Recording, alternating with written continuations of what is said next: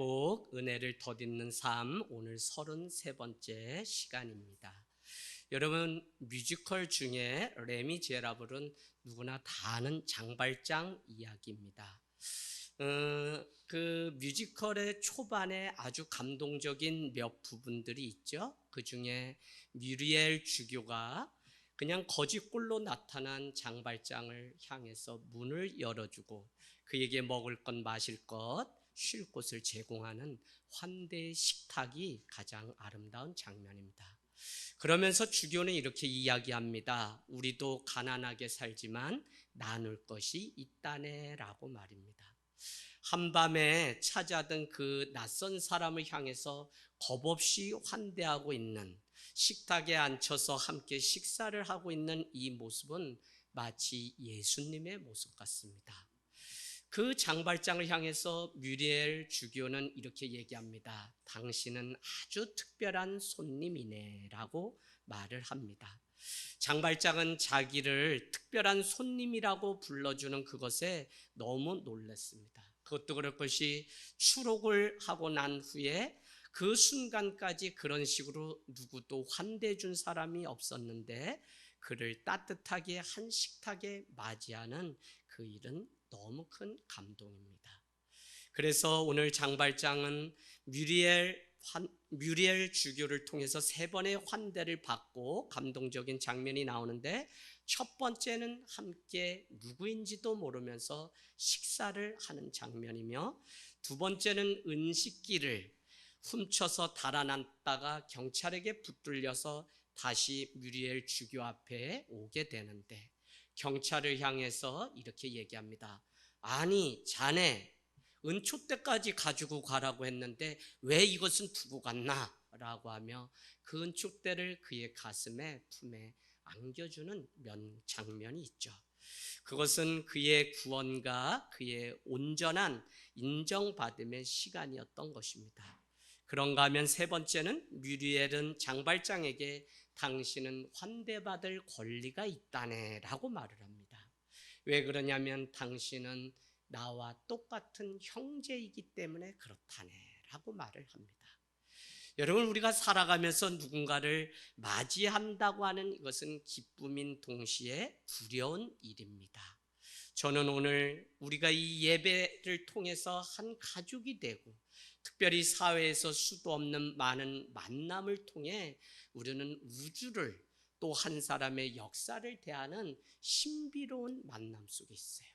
학교 가서 선생님을 만나고 친구를 만나고 직장 동료를 만나고 골목에 앉아있는 평상 위에 있는 아줌마를 만나고 또 주중에 또 이렇게 파지를 줍는 할머니 할아버지를 만나고 식당에 가면 그 주인을 만나고 하는 많은 일들을 통해 우리는 한 인생 역사는 만남을 통해 계속 이루어진다는 사실을 알 수 있습니다.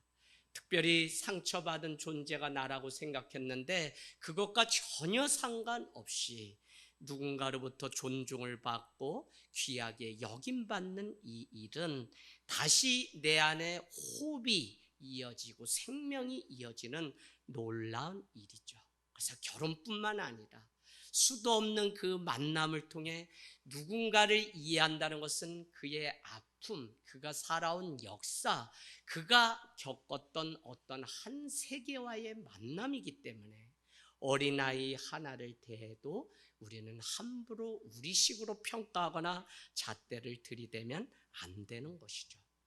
정현종 님의 시 중에 방문객이라고 하는 그 시는 이것을 잘 표현해 놓았습니다. 사람이 온다는 건 실은 어마어마한 일이다.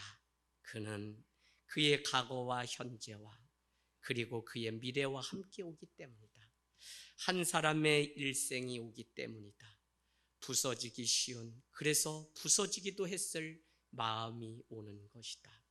그 갈피를 아마 바람은 더듬어 볼 수 있을 마음, 내 마음이 그런 바람을 흉내낸다면 필경 환대가 될 것이다.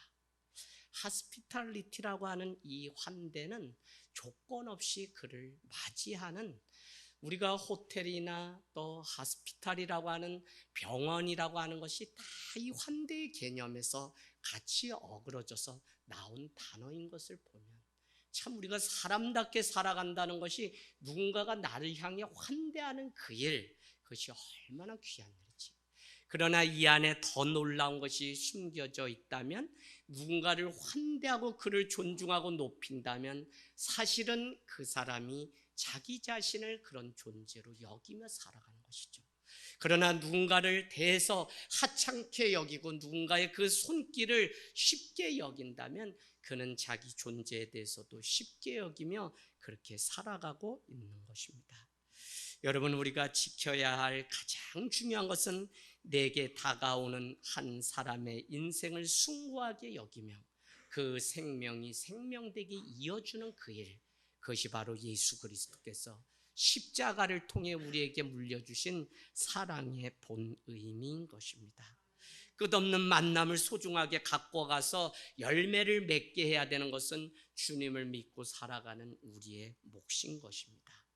인생은 내가 지금 누군가를 어떻게 대하느냐 그 이상일 수밖에 없다는 것이, 내가 누군가 어떤 관계 속에 살아가고 있는 존재인지를 보면 사실은 내가 나를 어떤 사람으로 여기며 살아가고 있는지, 다른 사람이 힘이 없고 약하기 때문에 함부로 폭언을 하고 그의 인생을 무시한다면 사실은 그것은 내가 나를 향해서 그와 같이 생각하며 살아가는 거죠. 짜증과 그 괴로움이 찌들어서 다른 사람을 함부로 대하는 그 일이 사실은 나에 대해서 그렇게 여기며 살아가고 있는 것입니다. 그래서 성경은 한사코 우리에게 너는 내 이웃을 내 몸같이 사랑하라고 이야기합니다. 사랑의 시작은 오늘 목회 서신에도 썼지만 나를 위해서 나를 사랑하는 것이 최고의 사랑이라고 4가지의 사랑 중에 기록해 놓았습니다. 우리는 이 사랑을 표현할 때 하나님을 위해서 나를 사랑하고, 하나님을 위해서 하나님 사랑하고, 나를 위해서 나를 사랑하고, 나를 위해서 하나님을 사랑하고, 4가지의 사랑으로 분류할 수 있습니다. 그러나 최고의 사랑은 나를 사랑하는 그 마음으로 다른 사람을 사랑하는 것. 그래서 여러분, 우리는 다른 사람이 나를 잘해주기를 바라지만 사실은 내가 내 자신에 대해서 용납하고 관용을 베푸고 내 자신의 허물에 대해서도 긍휼과 자비가 있는 사람이 다른 사람의 인생을 향해서도 그와 같이 여길 수 있는 것이죠. 제가 이 사실을 잘 알기 때문에 성도들 안에는 나 자신을 알아주지 않는다고 토라지거나 삐지는 분들도 있죠. 그건 뭐냐면 상대방이 알아주지 않아서의 문제가 아니라 내가 내 자신에 대한 자존감이, 셀프 이스팀이 없기 때문에 그래요. 이거와 같이 우리 존재의 변화가 일어날 때 비로소 우리는 완전한 회복을 경험하게 됩니다. 여러분, 지금까지 신앙의 회복도 있었어요, 육신의 회복도 있었어요, 정신적인 회복도 있었어요, 관계 회복, 물질의 회복, 많은 회복을 올 한 해 계속적으로 나눴지만 진짜 회복은 무엇이냐면 마지막으로 나의 존재 자체의 회복이, 그래서 나 같은 사람은 없다고 하는 이 놀라운 사실을 깨닫게 될 때 우리는 비로소 어떻게 해요? 하나님의 온전한 삶을 살아갈 수 있다는 것입니다. 오늘 우리가 읽은 이 말씀, 레이를 부르시는 그 주님의 일입니다. 레이는 성경상 후에 우리가 잘 아는 것처럼 마태라는 이름으로 바뀌는 사람입니다. 여러분, 마태는 우리가 잘 아는 것처럼 하나님의 선물입니다. 저는 이 본문을 누가복음이든지 어디서 여러 번 말씀을 계속 나누는 이유는 오늘 레위였던 그 존재의 변화가 너무 확실하게 마태로 바뀌어서 그는 결국 하나님을 위해서 마태복음의 저자가 되는 존재의 변화, 혁명이 있었기 때문에 이 본문을 전하고 또 전하고 또 전하는 은혜가 있습니다. 오늘 레위 집에서 식사를 하시고 계시는 그 모습을 우리는 간과할 수 없습니다. 그곳에는 많은 동료들이 함께하고 있고요. 그러자 바리새인과 서기관들이 왜 세리와 죄인들과 식사를 하느냐며 어떻게 하죠? 시비를 걸고 있는 모습을 볼 수 있어요. 이에 대해서 예수님께서는 건강한 자에게는 의원이 필요 없고 병든 자에게라야 의원이 필요하다고 말씀합니다. 그러면서 내가 이 땅에 온 목적은 분명한데 의인을 부르러 온 것이 아니라 나는 죄인을 부르러 왔다는 것입니다. 여러분, 왜 우리의 신앙이 자라지 않냐면 출발이 명확하지 않아서 그래요. 교회는 어떤 공동체냐? 죄인들의 공동체요. 교회는 어떤 곳이냐? 죄인임에도 불구하고 주의 보혈로 인해서 의로워지는 성화의 과정을 통해 예수님을 닮아가는 공동체. 그래서 완벽하지도 않고 완전하지도 않은 공동체가 바로 교회라는 사실을 우리가 알게 되면 서로를 향해서 긍휼하게 여기고 그의 부족함을 나의 사랑으로 덮을 수 있는 곳이 바로 교회라고 하는 사실입니다. 여러분, 오늘 병든 자에게 가까이 가야 됩니다. 절망하고 있는 자에게 가까이 가야 되는 사람이 누구냐? 바로 성도요, 교회라는 것입니다. 예수님은 옳은 말씀을 가르치기도 하시지만 그들을 찾아가셨죠. 그래서 13절을 한번 보시겠어요? 꾸준히 예수님은 제자들을 부르셔서 바닷가에서 나온 그들을 가르치셨다고 말씀하고 있고요. 15절에는 말씀을 가르쳤을 뿐만 아니라 오늘 죄인들과 같이 식사를 하셨다는 것입니다. 많은 절망들과의 만남을 몸소 실천했던 사람. 오늘날 우리의 신앙의 약점은 말은 잘하는데 행함이 없는 그것이 문제겠죠. 소외된 자들을 돌보는 것이 어린 아이에게 대하는 것이라고 지난주 말씀 나눴습니다. 여러분, 전 한 소대를 가지고 떡 한 덩어리를 가지고 아직 늦지 않았어요. 우리 주변에는 돌봐야 될 많은 사람들이 있다는 사실을 우리 놓치지 말아야 돼요. 빌립보서 2장 5절에는 그는 원래 하나님과 같은 분이신데 본체신데 그는 동동됨을 취하지 않고 인간의 옷을 입고 낮은 자리에 와서 종의 형체가 되셨다고 그렇게 말씀해요. 누구를 향해서? 예수님을 향해서. 여러분, 그는 신으로 남을 수 있죠. 그러나 그는 우리와 똑같은 인간의 모습을 하고 우리 가운데 죽기까지 복종하며 오셨다는 것입니다. 치유를 위해서 가까이 가야만 만날 수 있고요. 예수님이 우리를 향해서 온다면 우리도 가야 되죠. 누가복음 4장 40절은 각종 병든 자를 주님이 고치셨다. 특별히 모든 병자의 손을 얹어 고치셨다라고 표현한 것이 아니라 그 각 한 사람 한 사람에게 손을 얹어서 고쳐지셨다는 것을 보면 예수님은 오늘 이곳에 있는 우리 한 사람 한 사람을 찾아오셔서 우리의 사정을 아시고 고쳐주시고 회복을 경험하게 하는 역사가 있다는 것입니다. 말씀을 한마디로 모든 병자를 낫게 한 것이 아니라 일일이 찾아가셨죠. 그렇기 때문에 오늘 세리와 죄인과 함께 식사를 하면서 비난받을 것을 아셨지만 그는 기꺼이 그들에게 찾아가셨던 분입니다. 우리는 때로는 이렇게 얘기하죠. 너가 알아서 찾아와라. 그러면 내가 돕겠다. 그러나 예수님은 부자나 자기에게 의지를 꺾어서 나와야 되는 자를 향해서는 부자나 니고데모 한밤에 찾아온 사람은 찾아오게 하셨고 자기 힘으로조차 설 수 없는 인생을 향해서는 주님이 찾아가신 것이 다르다는 것을 우리는 볼 수 있어야 됩니다. 여러분, 우리 사람의 한계는 무엇이냐면 우리는 유유상종이라고 늘 끼리끼리 모여서 살아갑니다.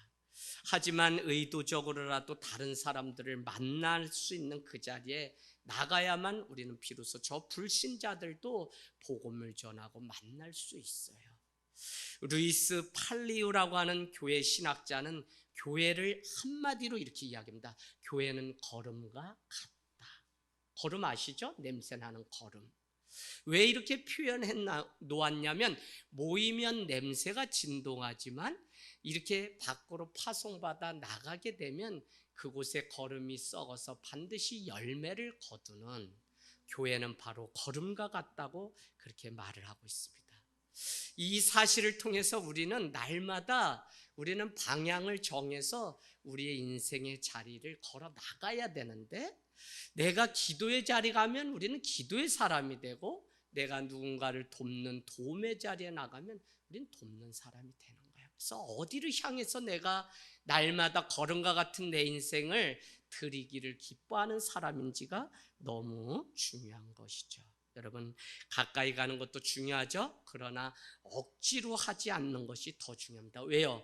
예수 그리스도께서 하나님이 그를 변화시킬 것이기 때문에 우리는 성령님께 그 사람의 변화를 맡기고 기도하고 변함없이 사랑할 뿐이지, 억지로 내가 낳은 자식도 억지로는 안 돼요.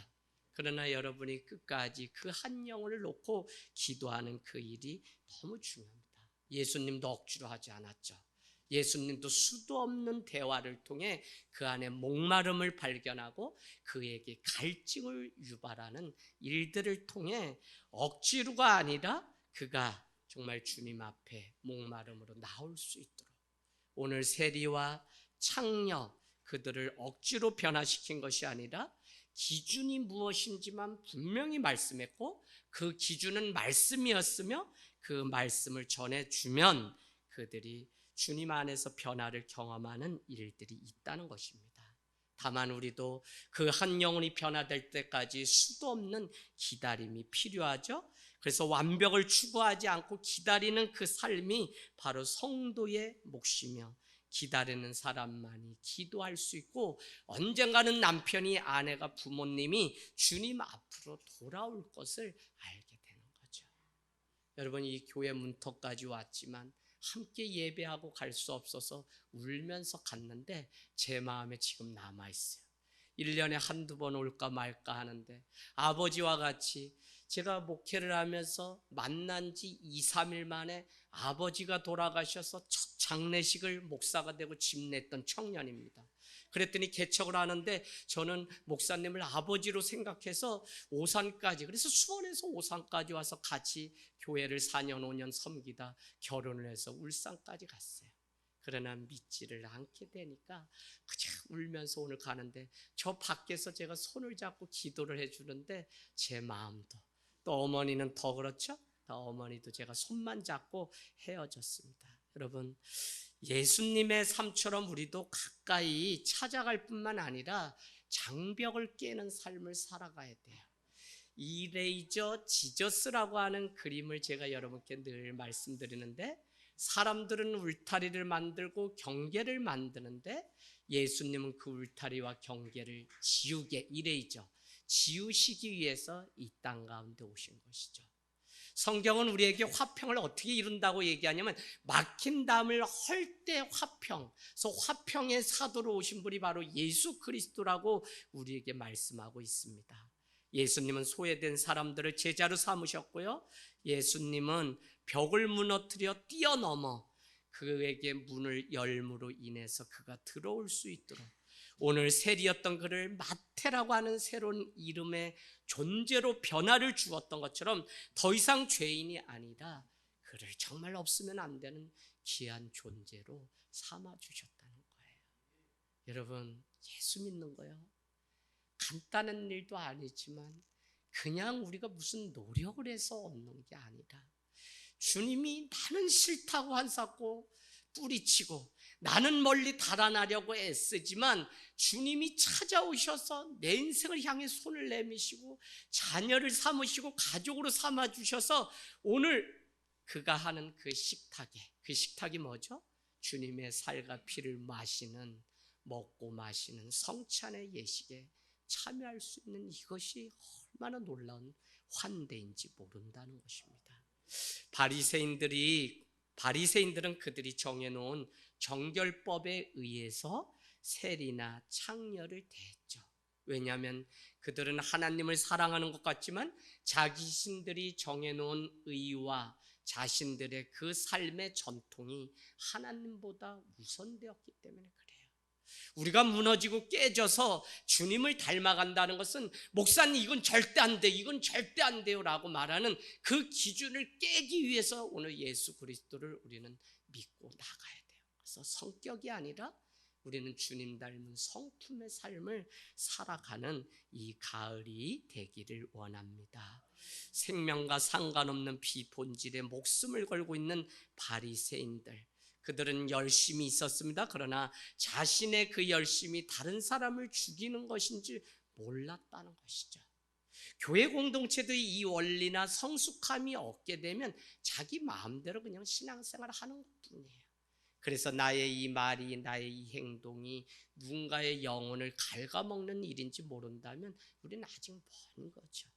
그러나 내가 할 수 있지만 내가 참고, 내가 내 일을 다 마쳤지만 누군가를 돕는 1인 1사역과 같은 이런 일들은 사실 서로 지체가 아름답게 이어져 가는 하나님 나라의 놀라운 비밀을 실천하는 일이기 때문에 여러분, 내가 이 교회 성도 되어서 함께 만들어가는 이 일이 얼마나 놀라운 일인지 모릅니다.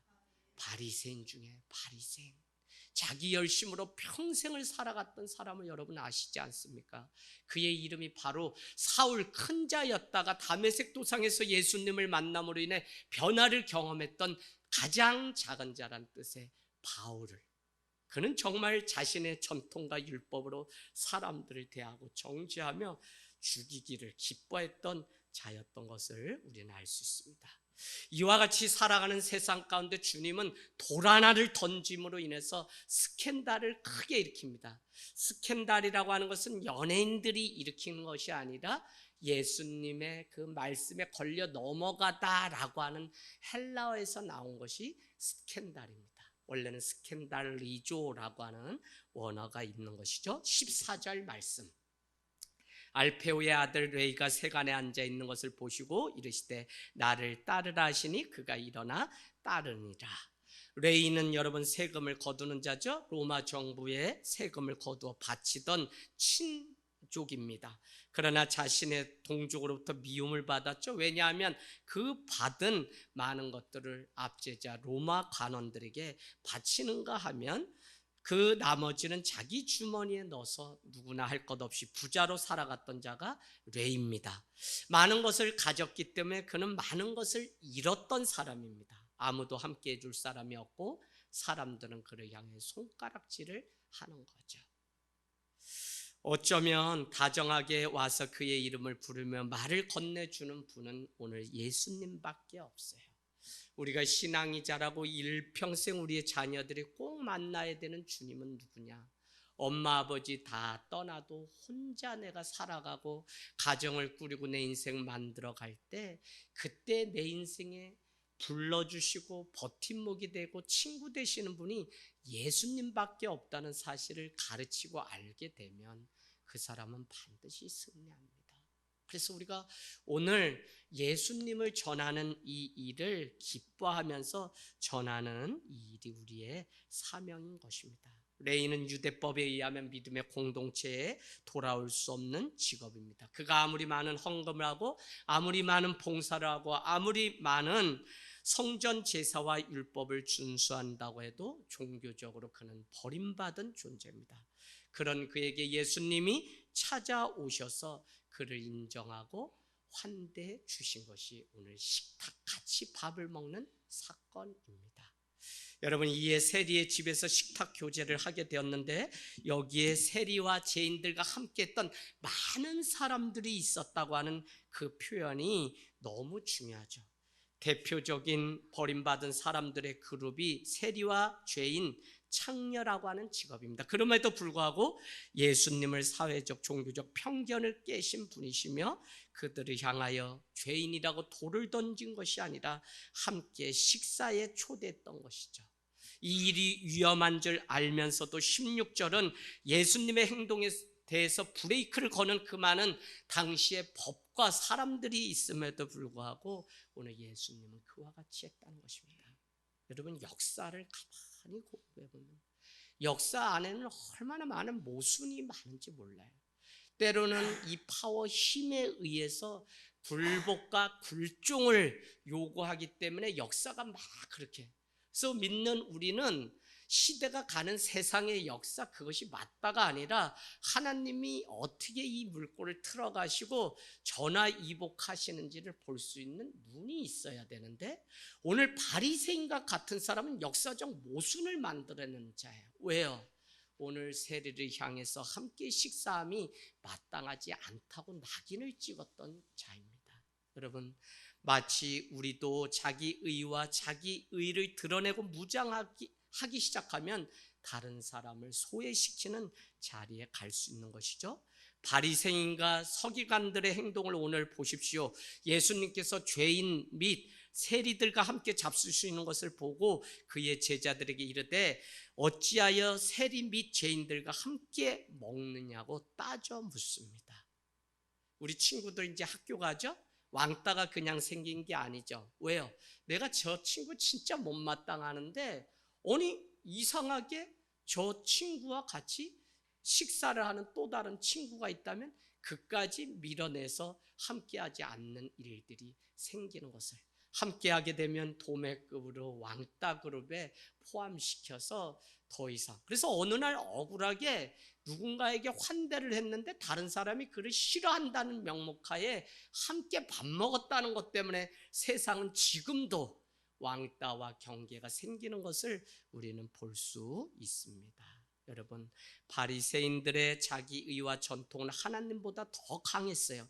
하나님을 잘 믿기 위해서 정해놓은 것이 율법이죠. 율법은 로마서에 보면 죄가 무엇인지 드러내는 명확한 것이 율법이며 율법적인 것이 문제이지 율법은 모세오경, 창출, 레민, 신명기를 토라라고 얘기하는데 다른 말로는 율법입니다. 그래서 그 율법의 완성자로 오신 분이 누구냐면 예수 그리스도, 사랑으로 완성하셨다라고 해서 율법을 내가 사랑으로 폐한 것이 아니라 완성을 시켰다고 주님은 말씀하고 있는 것입니다.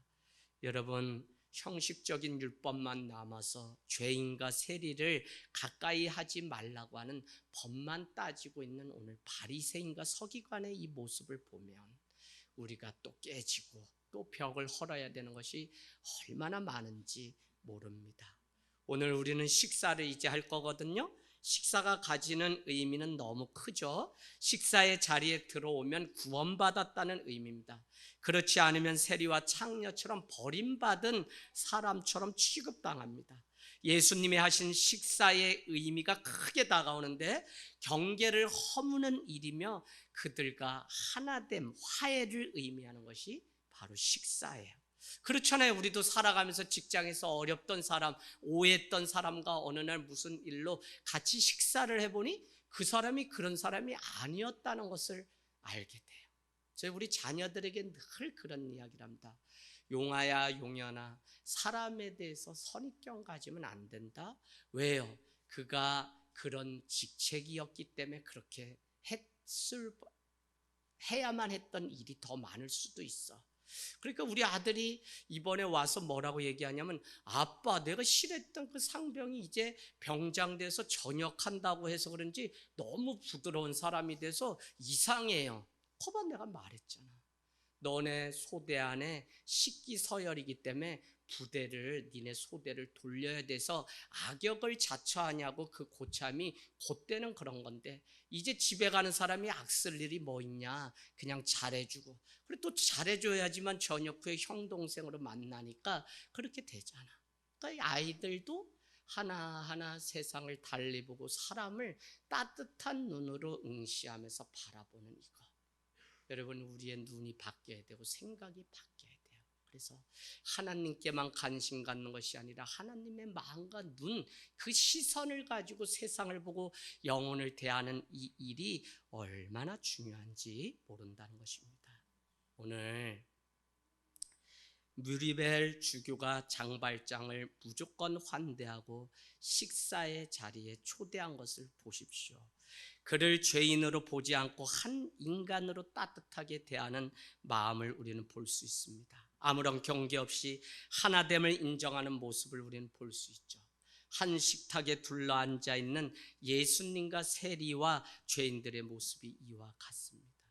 수도 없는 경계를 만들며 살아가는 세상인데 그래서 생명이 끊어지고 단절됐는데 비로소 한자리에서 먹고 마심을 통해 주님의 생명이 그 안에 들어가 더 이상 세리가 아니라 비로소 이름을 찾아서 마태 하나님의 선물로 바뀌는 그 일을 보십시오. 혹시 오늘 이렇게 설교하는데도 여러분 중에 아직도 장발장과 같은 사람이 세상의 법이 정의가 살아있다면 그를 고발하거나 아니면 매질을 해서 바로 가르쳐야 된다라고 생각하고 있지는 않습니까? 세상은 마치 이와 같이 가르쳐야 된다, 바로. 그래서 정신머리를 뜯어 고쳐야 된다, 개조해야 된다라고 이야기하지만 우리는 사랑만이 그를 변화시킬 수 있고 모든 것을 다 잃어도 사랑을 선택하는 편이 좋다고 하셨던 예수님의 말씀을 기억해야 됩니다. 오늘 말씀 결론은 복음, 기쁜 소식은 무엇이냐? 교회는 기쁜 소식을 전하는 거예요. 그래서 여러분 이래서 막 이렇게 나쁜 소식 전하면서 전도하려고는 하지 마세요.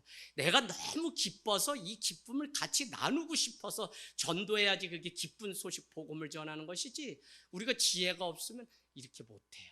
여러분, 복음은 무엇이냐?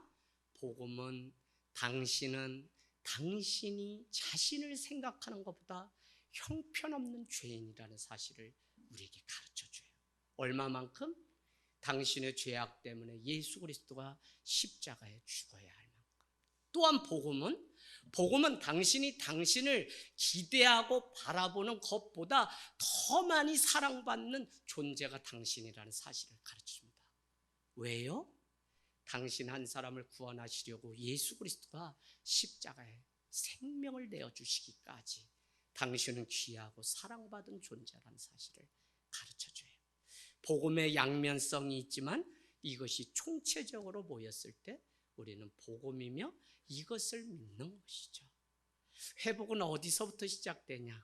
바로 나는 이런 레이와 같은 존재인데 주님이 찾아오셔서 그냥 이지학이라는 그 사실만으로 인정해주고 여전히 나를 향해서 변화될 것을 기대하고 바라봐주고 기다려주는 그 성령님의 오래 참으심, 그것을 우리가 할 때 기도할 이유가 있고 기대할 이유가 있고 우리는 변함없이 사랑을 베풀 수 있는 이유가 있는 것이죠. 당신의 나라의 왕이 오셔서 나를 대신해서 죽어주시고 나를 그 나라로 초대해 주셨다는 이 놀라운 사실, 그래서 문을 활짝 열고 기다리고 있다는 이것이 바로 복음입니다. 여러분, 그 누구도 냉대하는 삶이 아니라 정말 그가 변장된 하나님이 보내신 천사일 수 있다는 그 마음으로 누구를 대하든지 한 존재로 여겨주고 그 예수님을 만나서 존재 변화, 혁명이 일어나는 귀한 은혜가 우리 가운데 있기를 주님의 이름으로 축복합니다. 아멘.